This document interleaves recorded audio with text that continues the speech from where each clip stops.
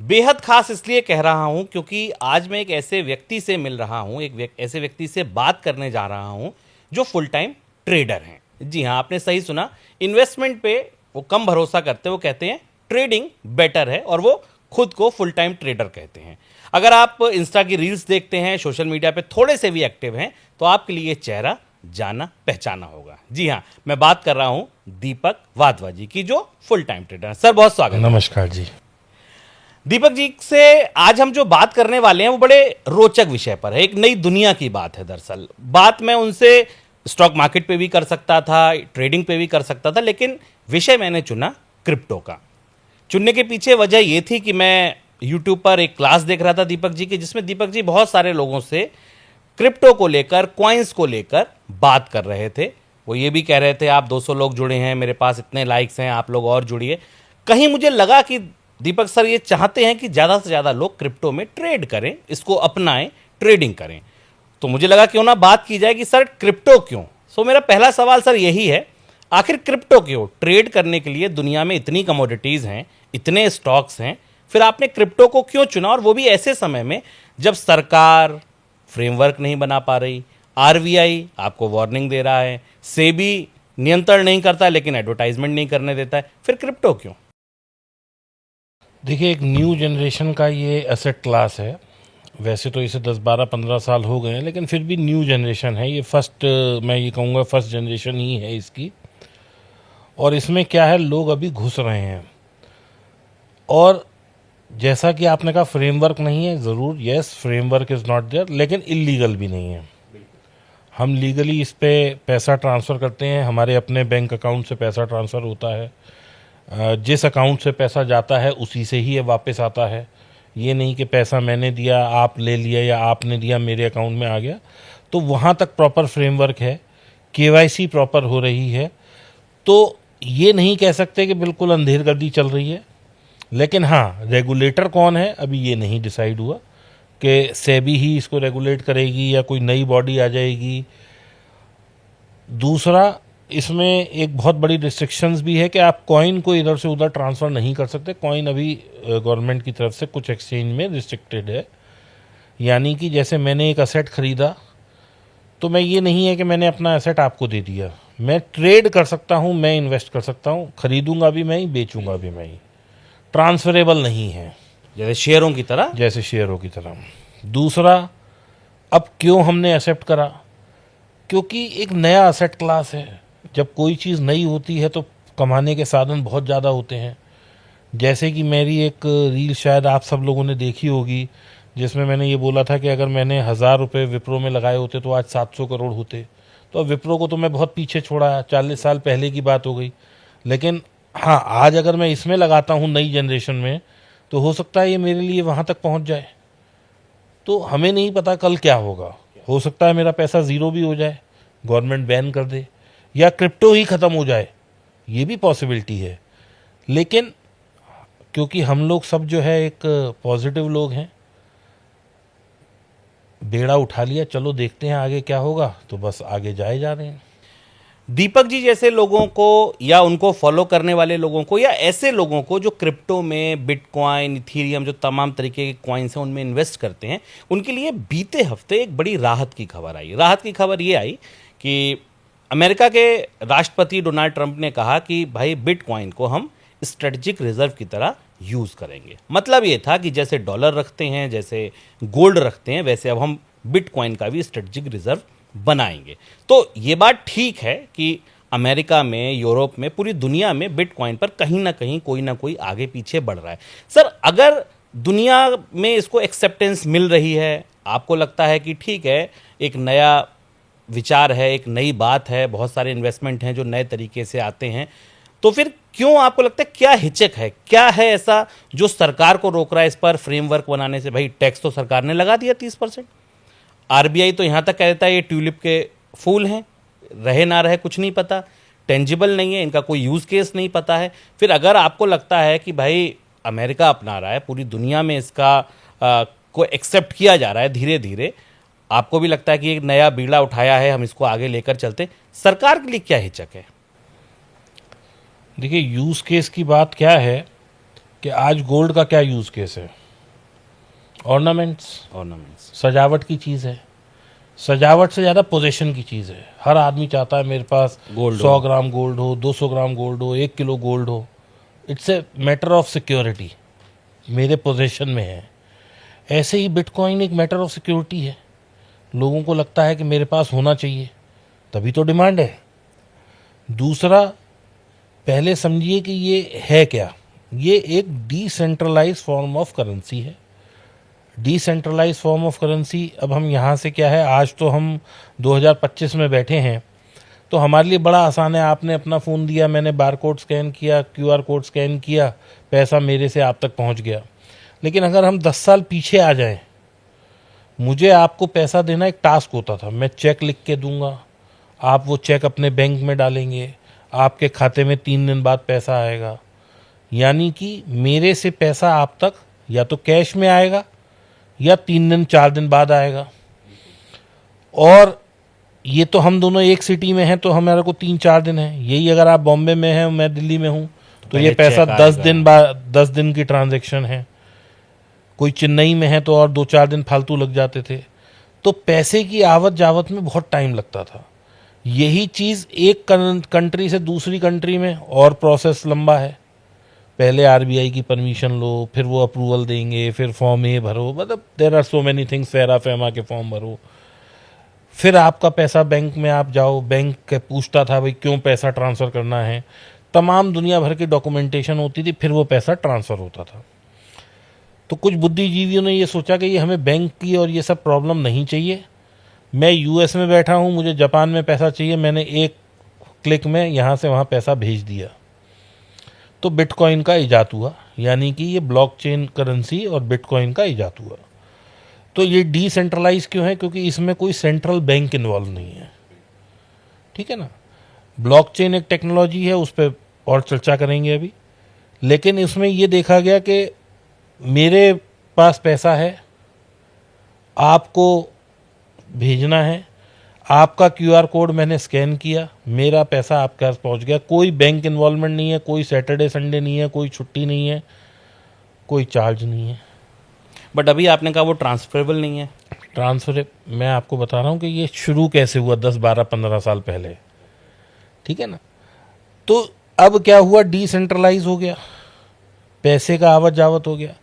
अब सरकार की तकलीफ यही है कि मैंने बिटकॉइन खरीदा, मेरा कोई यार दोस्त रिश्तेदार बैठा है अमेरिका में, मैंने उसका QR कोड स्कैन किया और वो वहाँ चला गया। तो जो पैसा सरकार के लिए टैक्स की रूप में काम आ सकता था, पैसे की कमाई हो सकती थी, मैंने वो भेज दिया। अब कल को वो वापस आएगा या नहीं मुझे नहीं पता।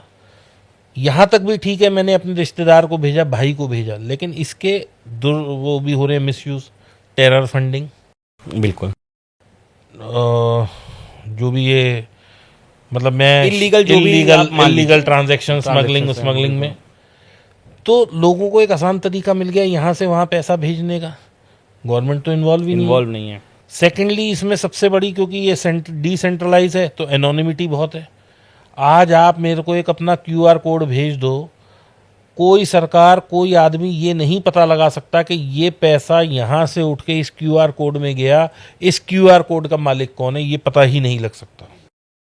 क्योंकि ब्लॉकचेन इस तरह से ही बना है। तो एनोनिमिटी बड़ी ज़बरदस्त है। कई दफ़ा हमने सुना था, शायद आज से 10-5 साल पहले मुझे ध्यान है, कोई मॉलवेयर आ गया था और उन्होंने कहा कि ये हम आपका जो है मॉलवेयर तब क्लियर करेंगे जब इतने हज़ार बिटकॉइन देंगे। तो वो रैंसम जो है बिटकॉइन में दिया गया था। तो क्योंकि एनोनिमिटी है, तो हर चीज़ के, हर टेक्नोलॉजी के फ़ायदे भी हैं, नुकसान भी हैं।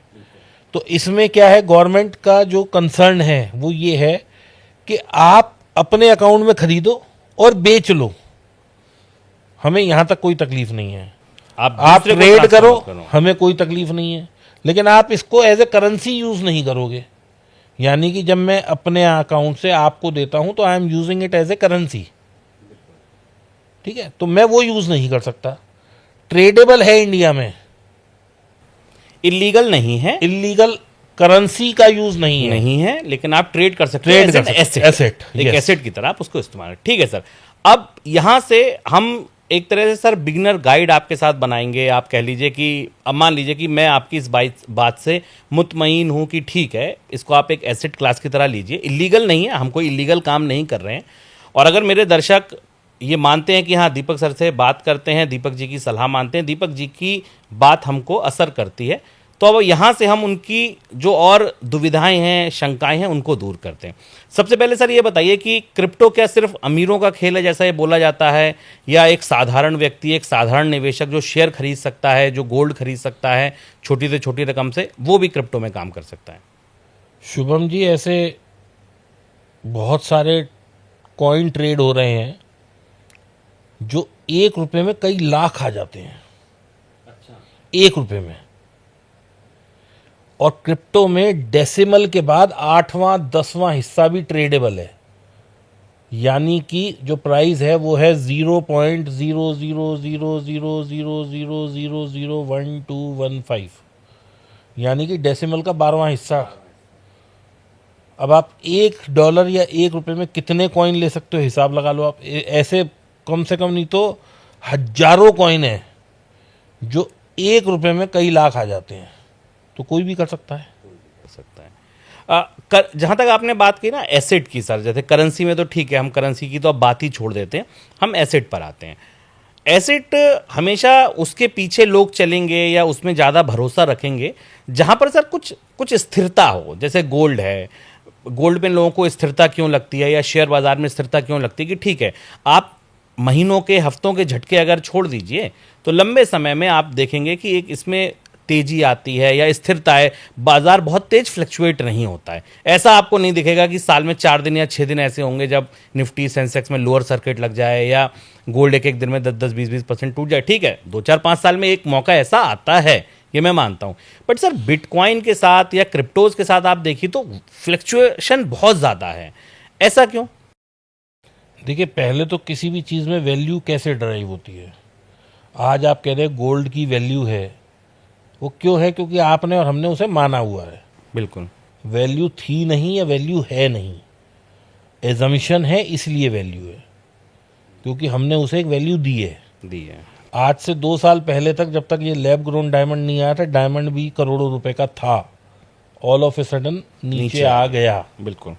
ठीक है, तो वैल्यू किसकी? अब ये माइक है, इसकी वैल्यू 1 लाख है, 1 करोड़ है, ये तो मैं और आप लेन देन वाले डिसाइड करेंगे ना। हम जितने में खरीदने को तैयार हैं उसकी वैल्यू उतनी है। प्रॉपर्टी की वैल्यू कैसे निकलती है कि भाई मैंने 1 लाख की खरीदी, आज आप कह रहे हो भाई मुझे खरीदनी है, मैंने कहा जी मेरी तो 1.5 करोड़ की है, आपको लेनी है, आप 1.5 करोड़ में लोगे, नहीं लोगे तो कोई एमआरपी तो है ही नहीं ना। बिल्कुल। अब आते हैं क्रिप्टोज पे। देखिए, क्रिप्टो एक फ्यूचर करेंसी है, ये बात सबको माननी पड़ेगी। आज उसके ओपोनेंट बहुत हैं क्योंकि लोग उसे एक्सेप्ट नहीं कर पा रहे, लेकिन आने वाले टाइम में लोग एक्सेप्ट करेंगे और ये चीज़ चलेगी। हो सकता है 10 साल लगें, 15 लगें, 20 लगें, मुझे नहीं पता, लेकिन वाइडली एक्सेप्ट होती जा रही है। यूएस में ETFs भी आ गए हैं बिटकॉइन के, इथेरियम के भी आ रहे हैं। हांगकांग में भी कुछ कंपनीज हैं जो इस पे काम कर रही हैं, और दुनिया में सब जगह इसकी एक्सेप्टेंस बढ़ती जा रही है। रहा सवाल कि 20-30% क्यों बढ़ रहा है, घट रहा है, क्योंकि अभी जो इसमें ट्रेड करने वाले लोग हैं वो मुट्ठी भर भी नहीं है। जब इसमें वॉल्यूम जनरेट हो जाएगा, बहुत ज़्यादा वॉल्यूम हो जाएगा, तो ये भी घटना बढ़ना बंद हो जाएगा। डेप्थ आ जाएगी मार्केट में। बहुत सारे लोग खरीदने वाले बैठे होंगे तो बेचने वाले उतना नहीं गिरा पाएंगे, जब बेचने वाले ज़्यादा होंगे तो खरीदने वाले नहीं बढ़ा पाएंगे। तो ये क्या है, ये सारा वॉल्यूम का गेम है। But over a period of, आप देखें पिछले 10 साल पहले और आज में बहुत ज़्यादा एक्सेप्टेंस है। अब रहा सवाल कि वैल्यू जनरेशन, जैसे गोल्ड आपने कहा कि ओवरऑल बढ़ ही रहा है, तो साहब इससे ज़्यादा आप क्या वैल्यू जनरेट करोगे कि $1 वाली चीज़ $1,10,000 तक पहुंच गई 15 साल में। इससे ज़्यादा क्या वैल्यू चाहिए किसी को? कौन सा एसेट क्लास है जो इस तरह भाग रहा है? तो ये बात तो पहले दीपक सर ने बता दी कि आप 1 रुपए में भी कई हजार कॉइन्स खरीद सकते हो, तो ठीक है, यानी कि अगर आपकी जेब में थोड़े से पैसे भी हैं तब आप इस बाजार में घुस सकते हैं। चलिए अब दरवाजा खोलते हैं। सर कॉइन्स में भी हम कई तरीके के नाम सुनते हैं, मीम कॉइन्स हैं, इथेरियम है, बिटकॉइन है। कैसे इन्हें बांटे? इस बाजार में जब हम घुसे तो बहुत सारी दुकानें दिखी। इस बाजार को अगर मुझे समेटना हो तो कैसे समेटूं? देखिए, मीम कॉइन क्या होता है, कोई भी कार्टून कैरेक्टर लिया जाता है या कोई जानवर ले लेते हैं या कुछ भी ले लेते हैं, या मेरे को बैठे बैठे एक कप समझ आ गया तो मैंने कहा ये कप कॉइन है। इसके पीछे कोई वर्किंग नहीं है, कोई कुछ नहीं है, मेरी ब्रांड इक्विटी है। मैंने कहा भाई मैं ये कॉइन लॉन्च, जैसे अभी एक ट्रम्प कॉइन लॉन्च हुआ, कोई बिजनेस नहीं है, कुछ नहीं है। अब सबसे बड़ी मजे की बात है, ट्रम्प साहब ने अपने पूरे लाइफ टाइम में अगर 100 रुपये कमाए तो प्रेसिडेंट बनने से 2 दिन पहले उन्होंने ट्रम्प कॉइन लॉन्च किया और वो 100 रुपये का बेच दिया। तो पूरे 50 साल में अगर उन्होंने 100 रुपये कमाए तो केवल ये कॉइन बेच के भी 100 रुपये कमा लिए। तो इस तरीके से क्या है, इसमें वैल्यू जनरेट हो जाती है। दूसरा, मीम कॉइन्स के पीछे कोई प्रोजेक्ट नहीं होता, वो सिर्फ एक कार्टून कैरेक्टर या किसी की लाइकिंग या किसी के होता है। तो मीम कॉइन्स में तो मैं कहता हूँ कि भाई आदमी को इन्वेस्ट नहीं करना चाहिए, क्योंकि 90% लोग लॉस ले लेते हैं मीम कॉइन्स में। जो बाकी कॉइन्स हैं जैसे कि XRP है, ओंडो है, सुई है, टाओ है, ये सब क्या है, इनके पीछे कोई ना कोई कंपनी चल रही है। जैसे अभी आपने सुना होगा एक जियो कॉइन आया है, तो वो जियो कॉइन किसके साथ एसोसिएशन में आया? वो आया पॉलीमेटिक के साथ। अब पॉलीमेटिक एक कंपनी है जिन्होंने वॉलेट सर्विसेज या अपना ब्लॉकचेन सर्विसेज दी जियो को। ये करार हुआ, ये इकोनॉमिक टाइम्स में आया है, पब्लिक डोमेन पे अवेलेबल भी है। तो अब एक कंपनी हो गई मैटिक कॉइन या पॉलीमेटिक, एक कंपनी हो गई रिलायंस जो कि इसको लेके आ रही है, और हम जैसे करोड़ों यूज़र उसको यूज़ करेंगे, यानी कि यहाँ बिजनेस डेवलप होगा। तो अब बिजनेस भी हो गया, एक सर्विस प्रोवाइडर भी हो गया, एक सर्विस सीकर भी हो गया, और इक्विटी भी है, ब्रांड भी है, ब्रांड भी है, तो सब कुछ है। ऐसे ही बिटकॉइन क्या है, वो लिमिटेड सप्लाई कॉइन है, उसके पीछे कोई बिजनेस नहीं। लेकिन इथेरियम जो है उस पर कई सारे प्रोजेक्ट्स चल रहे हैं, सोलाना पे कई सारे प्रोजेक्ट्स चल रहे हैं, XRP, बैंक्स भी आजकल अपने ट्रांजैक्शंस के लिए XRP का यूज़ करने लगा है, रिपल जिसे बोलते हैं। तो इन सब के पीछे कहीं ना कुछ प्रोजेक्ट्स हैं, लेकिन 80 या 70% कॉइन ऐसे भी हैं जो सिर्फ अपने नाम की वजह से चल रहे हैं, उनमें कोई प्रोजेक्ट्स नहीं है।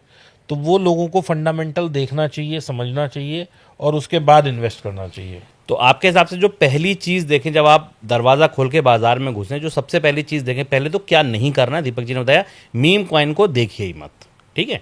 दूसरी चीज़ क्या कीजिए कि उन कॉइन्स को या उन करेंसीज को अपनाइए या उनको खरीदिए जिनके पीछे कोई प्रोजेक्ट चल रहा हो, जिनके पीछे कोई कंपनी हो, जिनके पीछे कोई बिजनेस डेवलप हो रहा हो, तब उसमें कहीं ना कहीं इक्विटी आती है। सर कैसे स्टॉक ट्रेडिंग से क्रिप्टो ट्रेडिंग डिफर मानते हैं आप? आपने दोनों ही बाजार बहुत करीब से देखे हैं, दोनों में ही आप जीते हैं एक तरह से, कैसे अलग हैं ये दोनों?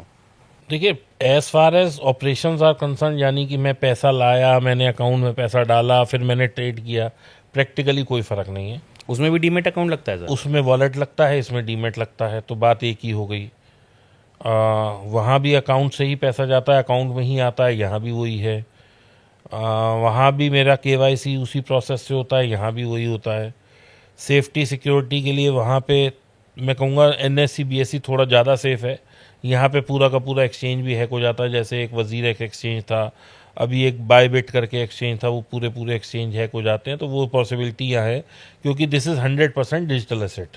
बाकी तो मैं नहीं समझता कि कोई बहुत बड़ा मेजर फ़र्क है, लेकिन हाँ, ये मुझे तो फ़र्क नहीं महसूस होता। कोई फर्क नहीं सर। ये टेरा लूना जैसी जो घटनाएं हुई, या जिसके बाद अभी हमने देखा कि एक रिपोर्ट आई जिसमें बताया गया 1000 करोड़ से ज़्यादा का स्कैम हो गया भारत में।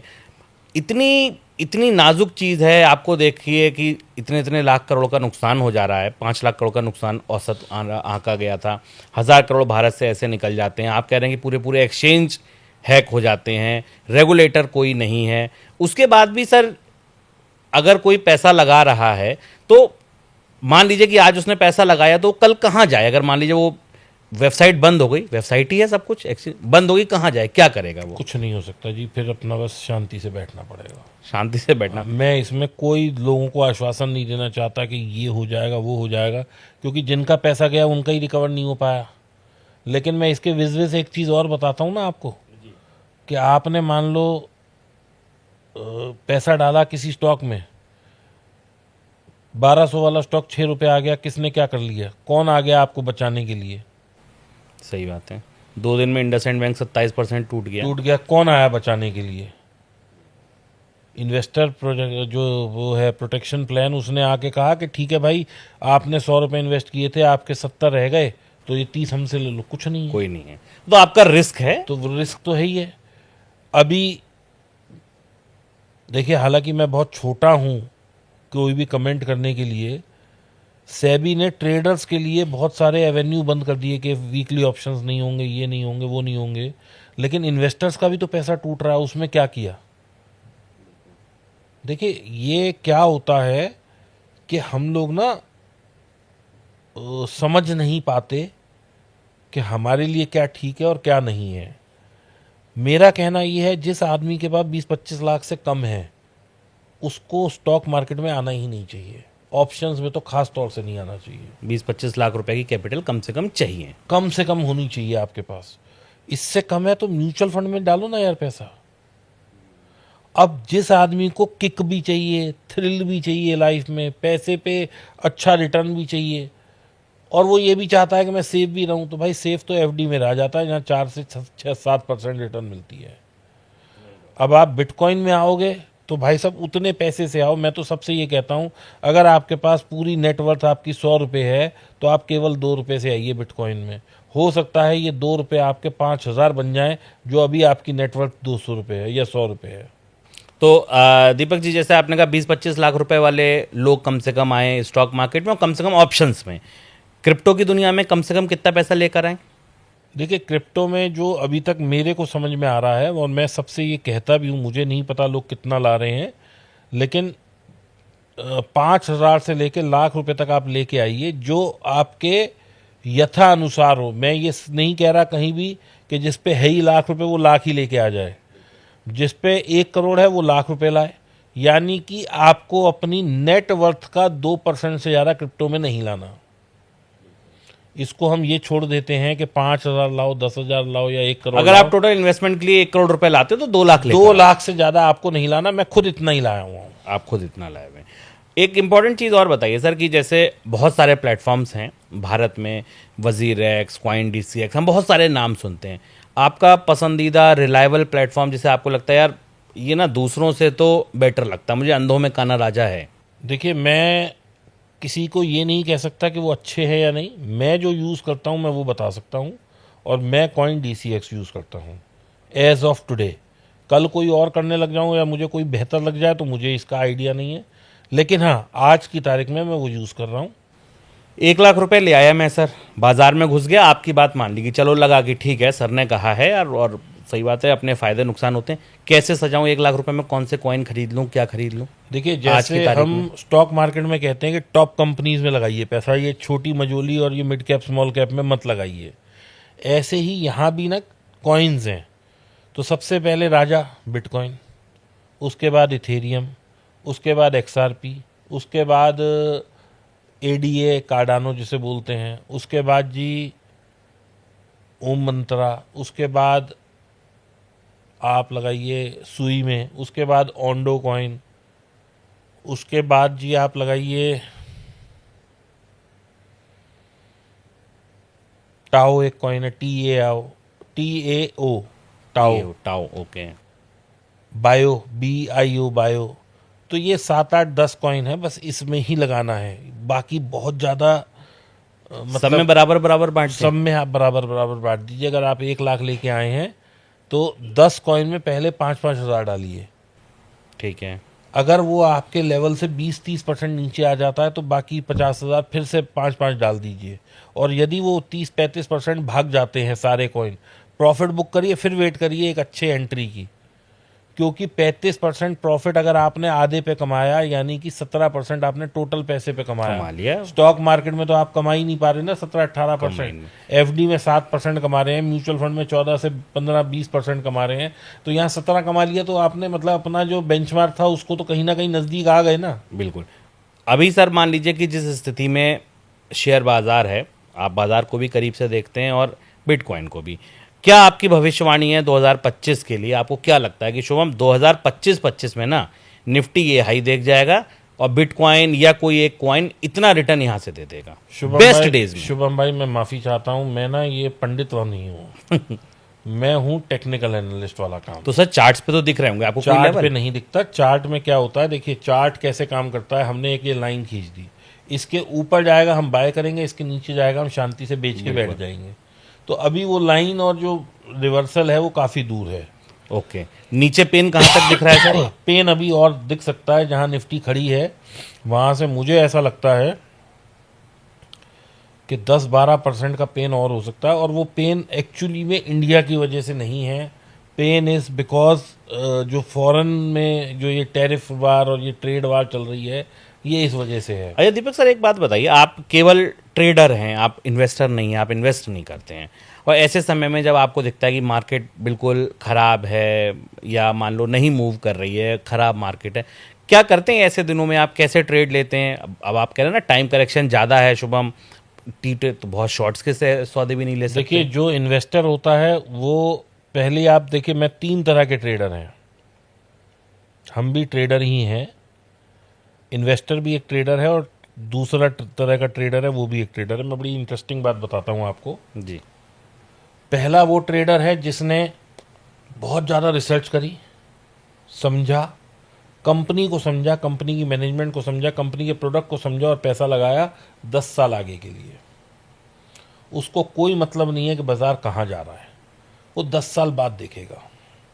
उसको कोई पेन नहीं है, नहीं है वो तो बल्कि खुशी मना रहा है कि मैंने जो चीज़ 100 में ली थी आज 60 में मिल रही है, मैं और ले लेता हूँ, क्योंकि उसने रिसर्च की हुई है। He knows this company will do good.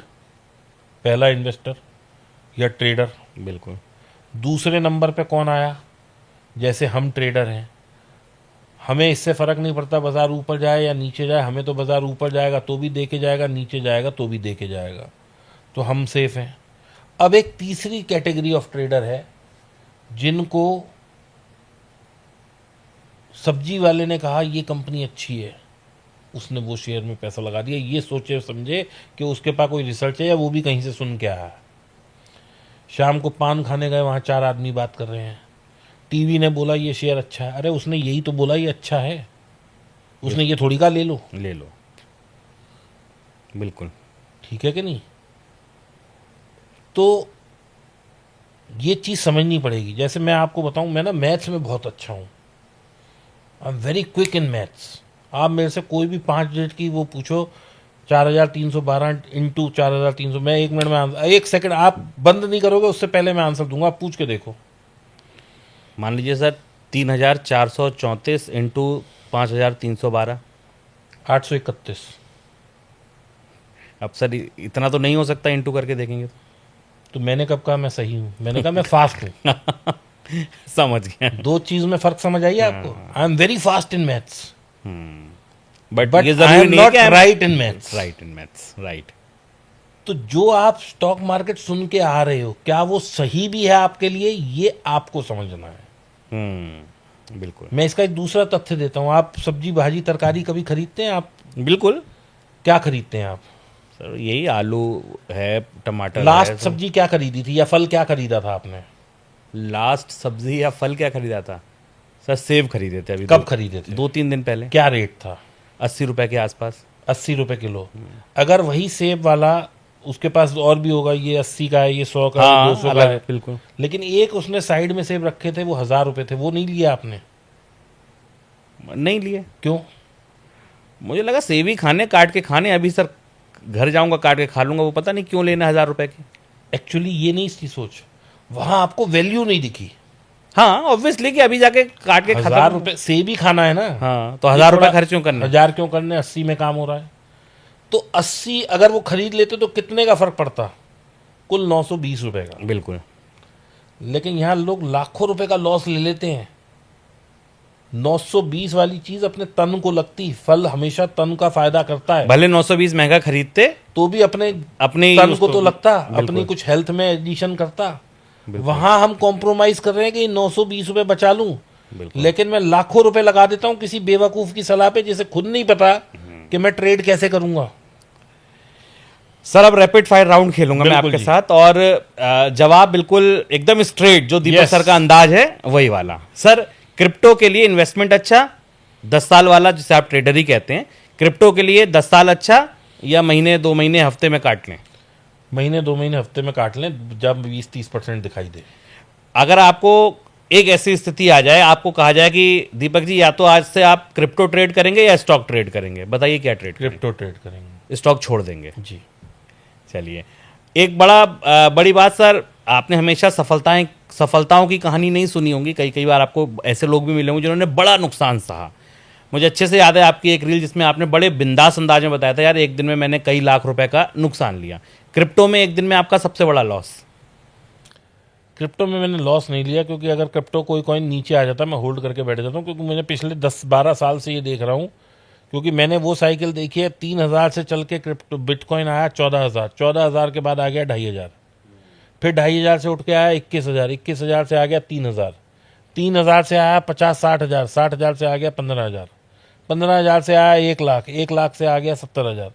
तो मैंने ना ये इस तरह की साइकिल देखी है, और इसमें हर 4 साल में एक बार करेक्शन आती है बहुत मोटी। तो अगर आप होल्ड करते हैं तो आपका पैसा फिर कई गुना बढ़ जाता है। तो मैंने शायद कुछ 1-2 लाख रुपए लगाए थे, जो कि आज भी 14-15 लाख है। तो इसलिए मेरे को ये फर्क नहीं पड़ता कि वो कितना ऊपर जा रहा है कितना। हाँ, लेकिन मैं टॉगल करता रहता हूँ। जैसे मैंने कोई चीज़ $1,000 की ली या $1,500 की ली, अब वो 1,500 वाली 3,000 होगी तो मैं उसे काटूंगा जरूर। चाल हालांकि मुझसे लोग कहते हैं कि सर ये तो आपने गलती कर दी, 100 वाली चीज़ 200 आई आपने काट दी, ये तो 500 जाएगी। और मैं कहता हूँ बेटा तुम 500 में काट लेना, मेरे को 200 काटने दो, क्योंकि वो 200 वाली जो चीज़ मैं काट के आता हूँ मुझे 60 में दोबारा मिलती है। बस यहाँ गेम पेशेंस का है कि आपको रुकना है कि दोबारा आएगा। यस। तो सर फोमो फैक्टर नहीं होता है कि अरे मिस कर गए, अब तो ये फिर लौट के नहीं आया? 15 साल से फोमो पे ही कंट्रोल। देखिए, ट्रेडिंग में 10% से 20% है चार्ट रीडिंग और स्ट्रेटेजी, 80% है साइकोलॉजी। अगर आपने दिमाग पे नियंत्रण कर लिया और आप इसको प्रॉपर खेलना सीख गए तो इससे बढ़िया काम कुछ नहीं है। ट्रेडिंग चाहे वो स्टॉक मार्केट हो, कमोडिटी हो, क्रिप्टो हो। क्रिप्टो में क्यों कह रहा हूँ, क्योंकि 24 घंटे चल रहा है। मेरे को रात को 10 बजे टाइम है, मैं 10 बजे ट्रेड कर लेता हूँ। कोई संडे मंडे होली दिवाली कोई छुट्टी नहीं, 24/7। और आजकल तो ऐसे एक्सचेंज है, मैंने यहाँ बटन दबाया मेरे अकाउंट से पैसा SMS आ जाता है कि सर इतने पैसे डिपॉजिट हुए। मैंने यहाँ बटन दबाया मेरे अकाउंट में पैसा आ गया। मतलब बेचना खरीदना इतना आसान है, आसान हो गया। तो टेक्नोलॉजी बहुत अपग्रेड हो गई है, बहुत मज़ेदार तरीके से आप ट्रेड करते हैं। बिटकॉइन या इथेरियम राजा कौन? बिटकॉइन। बिटकॉइन राजा है। तो अगर आपको पैसा डालना होगा तो आप बिटकॉइन पर ज़्यादा डालेंगे इथेरियम मैं में? देखिए छोटे छोटे कॉइन, मीम कॉइन्स, ये वो, इन पे मेरा थोड़ा सा ट्रस्ट कम है, क्योंकि यहाँ पे मैंने लोगों की ना वेल्थ इरोड होती हुई देखी है। किसी ने मतलब डेसिमल के 5वें हिस्से पे लिया तो पता लगा वो 10,500 वाला कॉइन आज 50 रुपए पे घूम रहा है। तो मैं जरा ऐसी चीज़ों से दूर रहता हूँ। मैं सॉलिड पैसा लगा। देखो सीधी सी बात है भाई साहब, 3,000 वाली चीज़ आज 70,000 पे खड़ी है, चाहे 1 लाख से वापस आ गई। बिल्कुल। तो मैं तो ऑलरेडी 20x प्रॉफिट में बैठा ही हूँ ना। बैठा है बिल्कुल। तो मुझे क्या फ़र्क पड़ता है इससे। और ये मीम कॉइन ये वो, सर ये कब बढ़ेंगे, क्या है क्या नहीं है पता कुछ नहीं पता। लेकिन जो ये सॉलिड 10 कॉइन है ना, ये मुझे पता है कि लोगों को वेल्थ जनरेट करके दे रहे हैं। 80% टूट जाए आज क्रिप्टो, क्या करेंगे? और पैसा डाल दूंगा। और पैसा डाल देंगे। तो देखिए आज के पॉडकास्ट में दीपक सर की 3 चीज़ें मुझे बड़ी साफ लगी कि भैया देखो, भरोसा है, बाजार में आओ, थोड़ा पैसा लेके आओ, बहुत लेकर मत आओ। दुकान में बहुत कुछ बिक रहा होगा, अच्छी चीज़ें खरीदो जैसे लार्ज कैप खरीदते हो। रिस्क है क्योंकि अभी रेगुलेटेड नहीं है चीज़ें, और अगर वेबसाइट बंद हो गई तो हो गई, किसी से कुछ कहना सुनना नहीं। इस सब के बाद भी क्यों आओ, क्योंकि नई चीज़ है, बड़े मुनाफे बन सकते हैं, ये एक वजह है। तो अगर पूरी पोर्टफोलियो सजा रहे हो, पूरी थाली सजा रहे हो, तो एक थोड़ा सा हिस्सा आप उसमें रख सकते हो। ये निचोड़ आप लेकर जाइए। लेकिन 2-3 बड़े अब अहम सवाल आप सुनिए। पहला सवाल सर, आप ट्रेडर हैं? इसमें शायद एक बात आप कहना भूल गए, जो कि सबसे बड़ा टेक अवे है। जी सर, मेरे कहने इसके कहने से मत आओ, अपने आप को एजुकेट करके आओ। एजुकेट जरूर कर लीजिए, हाँ बिल्कुल। और दीपक जी कुछ कोर्सेज भी चलाते हैं। सर मैं अपने कोर्सेज का प्रचार नहीं कर रहा। नहीं, लेकिन मैं वैसे बता। हाँ, मेरा कहना ये है कि आप किसी भी चीज में आए, आप स्कूटर भी करते हैं तो पहले आप पहले सीखते सीख हैं। लेते हैं। तो आप खुद अपना जो भी निर्णय लें, अगर आप क्रिप्टो में पैसा लगाना चाहते हैं तो आप अपनी जिम्मेदारी पे लगाएं और अपने वित्तीय सलाहकार से या बस। जिस एक्सपर्ट को आप फॉलो करना चाहते हैं उससे पूछिए, जाइए, सीखिए। दीपक जी जैसे और भी बाजार में लोग होंगे जो अपने बहुत सारे कोर्सेज, बहुत सारा ज्ञान, बहुत सारे वेबिनार देते हैं। आप जिस पर भरोसा कर सकते हैं आप जानिए। हमारे पॉडकास्ट का पूरा जो मकसद था वो ये था कि क्रिप्टो की दुनिया से आपको वाकिफ करा सकें कि वाकई दरअसल चल क्या रहा है। दीपक सर, 2-3 सवाल अब जो ओवर आर्चिंग है, मतलब वो केवल क्रिप्टो से नहीं है, लेकिन मेरा बड़ा मन है जानने का। सर मैं भी सर्टिफाइड टेक्निकल एनालिस्ट हूँ, करीब 10 साल पहले मैंने टेक्निकल एनालिसिस की थी। हर टेक्निकल एनालिस्ट के अपने 2-3 एक तरीके से सेट ऑफ पैटर्न्स होते हैं कि यार इन पर हम देखेंगे और हम सीखेंगे, काटेंगे। आपने कहा एक लाइन खींचता हूँ शुभम, ब्रेकआउट आया तो बाय, ब्रेक डाउन आया तो मैं सेल करूंगा। कौन से पैटर्न्स ऐसे हैं जिनको आप सबसे ज़्यादा फॉलो करते हैं? देखिए, मैं एक तो ईएमए को सबसे ज़्यादा फॉलो करता हूँ, क्योंकि EMA is the first indicator जो आपको बताता है 10-20 दिन का मूविंग एवरेज या 20 डेज का मूविंग, 20 डेज का मूविंग एवरेज, डेली के टाइम फ्रेम। डेली के टाइम फ्रेम पे 20 डे का मूविंग एवरेज लगा के ऊपर गया तो मैं buy? कैंडल क्लोज होने की वेट करता हूँ। अगर कैंडल ऊपर बंद हो रही है तो मैं फिर बाय में बैठूंगा, ठीक है, और नीचे आ गई तो मैं तुरंत एसएल लेके सेल में बैठ जाऊंगा। तो आप सेल में बैठ, और सेल अगर बैठूं या ना बैठूं, लेकिन मैं बाय के लिए वेट करूंगा। जब ये दोबारा घूम फिर के ऊपर आएगी तो मैं बाय करूंगा। इकलौता बस यही, केवल एक इंडिकेटर आप फॉलो करें, आपकी लाइफ बन जाएगी। आप एक ही इंडिकेटर फॉलो करते हैं? सर मेरे तो कोई इंडिकेटर ही नहीं होता, मैं तो प्राइस एक्शन को फॉलो करता हूँ। लेकिन जो लोग नए हैं, प्राइस एक्शन को समझने में बहुत टाइम लगता है, क्योंकि प्राइस एक्शन क्या है, जब इंडिकेटर नहीं थे तो भी तो चार्ट देखे जाते थे ना। बिल्कुल, जापानी कैंडल स्टिक बनी थी बनती तो थी, ये बिल्कुल। क्या था, बोरियां ला ला के रख देते थे पहले लोग, बिल्कुल बिल्कुल। और उसके हिसाब से ये कैंडल बनी थी। तो पिछले का हाई, अगर सिर्फ आप अपनी कैंडल पे, मतलब चार्ट पे 4 लाइन लगा लें, कल का हाई कल का लो, आज का हाई आज का लो, कल का हाई कट रहा है तो मुझे हर हालत में बाय में बैठना, चाहे ट्रेंड कितना ही डाउनवर्ड हो। और कल का लो कट रहा है तो सेल में? सेल में, अब मैं सेल में नहीं बैठता, मैं वहां पोजीशन छोड़ देता हूं, मैं वेट करता हूं। क्रिप्टो में क्योंकि मुझे पता है ये घूम फिर के फिर ऊपर आ जाता है, तो मैं जनरली स्टॉप लॉस भी नहीं लगाता। नहीं लगा। आपका मैं एक वीडियो देख रहा था जिसमें आप स्टॉप लॉस का भी कहते हैं कि मैं शुभम स्टॉप लॉस तब लगाता हूं जब मैं इसको काट के और जब वो दोबारा लौट के आ जाता है उसके 2-3, वो प्राइस एक्शन की वजह से, वो प्राइस एक्शन की वजह से, क्योंकि आप ये मानते हैं कि जब तक कैंडल नीचे नहीं आ गई बस। मैं नहीं छोड़ूंगा। लेकिन आप बिगनर्स के लिए कहते हैं कि केवल 20 दिन का ईएमए लगा के बैठ जाओ। 20 दिन का ईएमए वरदान है, भगवान का भेजा हुआ वो इंडिकेटर है। डेली चार्ट पर 20 दिन का ईएमए लगाओ, यस, ऊपर निकले कैंडल क्लोज हो जाए आप बाय कर लो, नीचे बिल्कुल। निकले। आप देखो ना, बैक टेस्ट करो ना यार, इसमें देखो हम हाँ, मेरे obviously कहने से क्या मतलब है, बैक टेस्ट करके आप देखिए। बैक टेस्ट करिए। आप कल का हाई लो ओपन क्लोज जो है, अगर आप केवल ये 4 लाइन खींच लेते हैं, आप देखिए आपको कुछ करने की जरूरत नहीं है, आपको लाइनें वहीं मिलने लगेंगी। इसके ऊपर गया यानी बाय है, इसके नीचे गया सेल है। It is very simple. लोग करना ही तो नहीं चाहते, लोगों को ये चाहिए उन्हें कोई आके कि सर बता। टेलीग्राम चैनल बता दो, सर ये बता दो, सर कोई टिप्स दे दो। अच्छा सर, मल्टीबैगर का आपका एक फार्मूला मैं पढ़ रहा था, मैंने आपके बारे में काफी, आपके लगातार मैं वीडियोस फॉलो जी। करता हूँ। एक मल्टीबैगर का फार्मूला आप बता रहे थे यार, स्क्रीनर पर जाओ, एक स्क्रीनर लगा लो, FII इतना हो, प्रमोटर इतना हो और 10,000 करोड़ से छोटी कंपनी हो, ये मल्टीबैगर निकल है। टेक्निकल के लिए, चार्ट के लिए स्टॉक कैसे छांटते हैं सर? देखो सर क्या होता है, पहले आप स्क्रीनर से एक अपने लिए 150 चार्ट निकाल लो, मतलब 150 स्क्रिप्ट्स निकाल लो।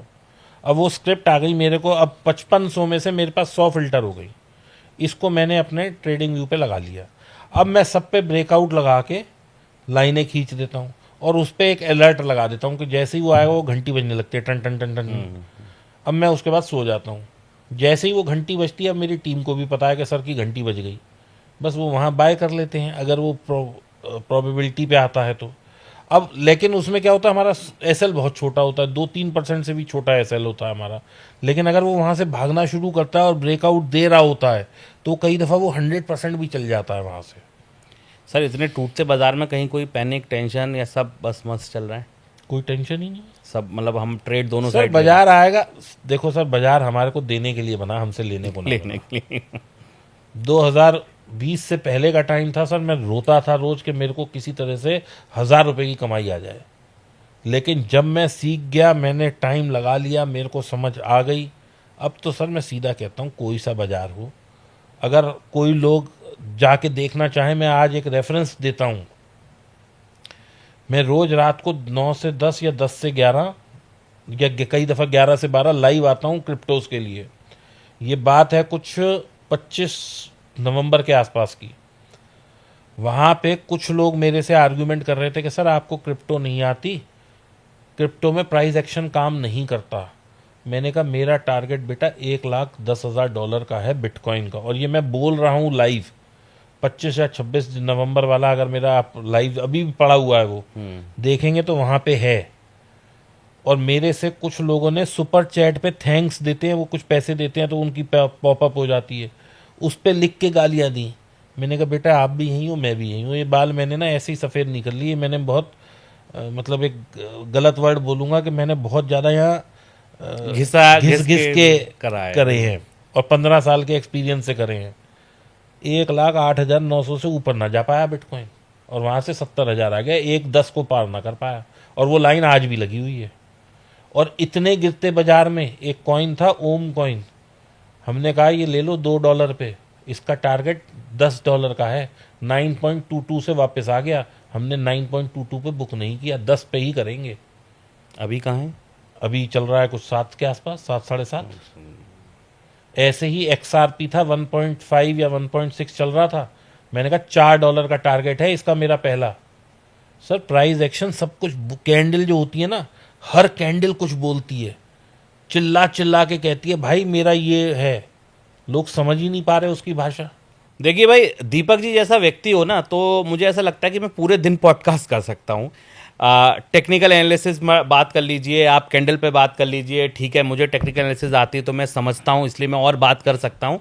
अगर आप चाहते हैं कि दीपक जी फिर आएँ और जैसे इस बार क्रिप्टो की दुनिया थोड़ी सी सुलझाई है, हम टेक्निकल एनालिसिस की दुनिया सुलझाएं, हम प्राइस एक्शन की बात करें, हम चार्ट्स की बात करें, हम कंपनियों की बात करें, हम दुनिया की कोई कमोडिटी कोई करेंसी ट्रेड करने के लिए जिन चार्ट्स की ज़रूरत होती है उनकी बात करें, तो आप कमेंट बॉक्स में लिखिए। मैं प्रॉमिस करता हूं आपसे, और दीपक सर से इसी शो पर जबान लेता हूं। सर आएंगे?